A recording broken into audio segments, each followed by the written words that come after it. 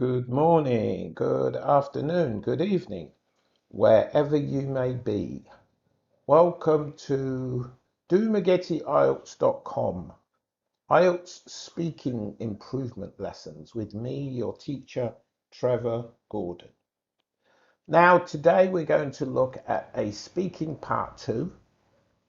And the speaking part 2 is a recent question, or a current question, I believe. Describe a science subject that you learnt in high school. So as we can see, our science and genetics, I think that's genes, people's genes. So it's all different science related. Okay, you should say what the subject is, who taught you this subject, what you learnt from this subject, and how it helped you in your life. There is a small note at the bottom of the page. I'm from England, so my English is slightly different from American English in certain aspects. This is one aspect. We use the word learnt as the past tense of learn.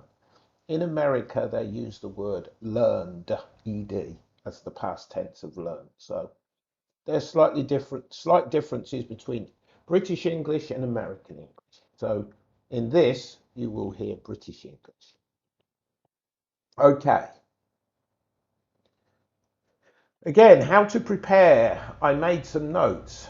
Always write several choices down for each section. So when you're practicing, if you don't feel comfortable talking about one thing, change it to another thing. Don't sit and think about other ideas. When you're thinking, think once.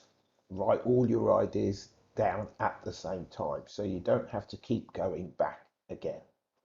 So, science, I've written the three main ones. There are other things like domestic science and other sciences I don't even know. Who taught you? Teacher, of course. Teacher at night school. Father, brother. Anyone can teach you something. What you learnt, many things, how things worked, different techniques. Why would it be useful? In my work, in my social life, on vacation, in times of danger, whatever. Just write some ideas. I'm going to talk about chemistry.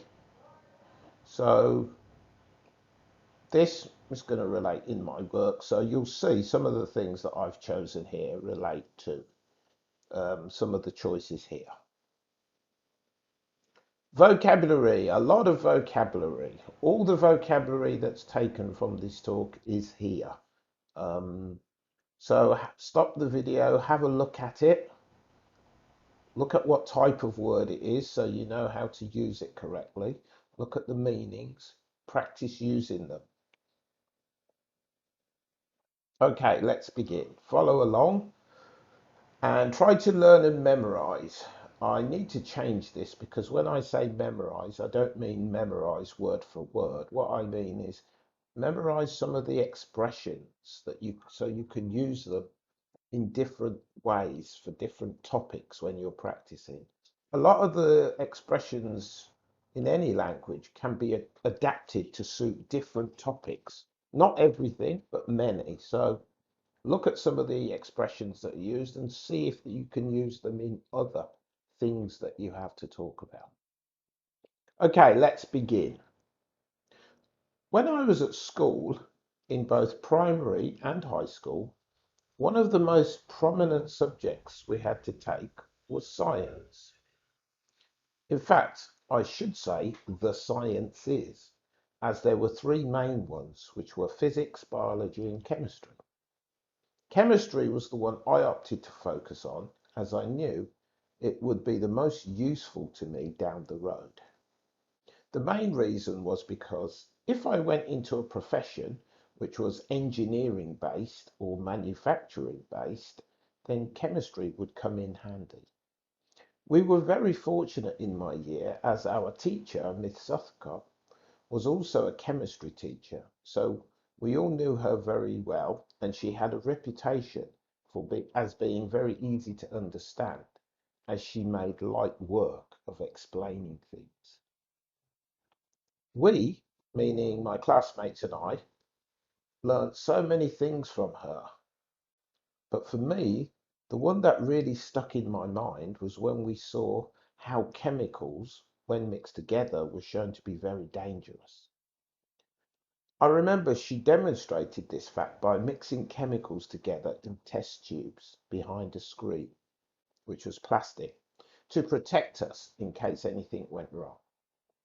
I can't remember the names of the chemicals off the top of my head, but they were known to be combustible. She told us that even simple things around the house, if they came into contact, could be dangerous and even set fire to things. This information and many other things we learned really helped me later in life. Okay, that's the end of the talk. So again, practice, adapt. If you're going to adapt and talk about something else, use the format here. You don't have to use the vocabulary in the same situation. If you're going to talk about physics or you're going to talk about domestic science or other things, you will change some things, but keep the format the same. Okay, so practice the vocabulary, use it to fit the job you're going to talk about, or the subject here you're going to talk about. Don't talk about a real thing if you cannot. Some people find it difficult to talk about a real thing because maybe they've never done this thing before. So just talk about something that sounds real. The examiner will not know if it's real or not. So my suggestion is just prepare it. It doesn't matter if it's true or false. That is not the issue. But for many of the topics, you will have some previous experience of it. If you don't have any experience of certain things, just make it up. The idea is to assess your English, not your truthfulness, as I constantly remind students. So, use the vocabulary and a lot of the points to enhance your score. Good luck, keep practicing. Visit our website if you want to book lessons or get more information.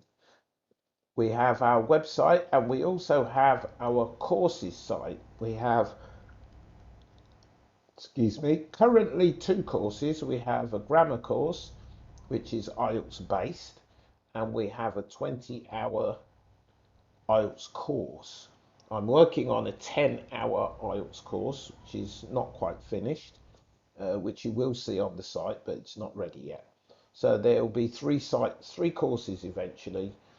A grammar course, which you should take before you do the IELTS, and then there's two different IELTS courses, 10 hours and 20 hours, for different levels of students. Everything is free, so if you go to courses.domegetitielts.com and register, it's very easy to register, and choose the course that you want and enjoy it. If you have any questions, you will have to use the site. We'll have my email address, so you can contact me if you have any questions. Okay, that's it for today. Thank you very much, and see you in the next video.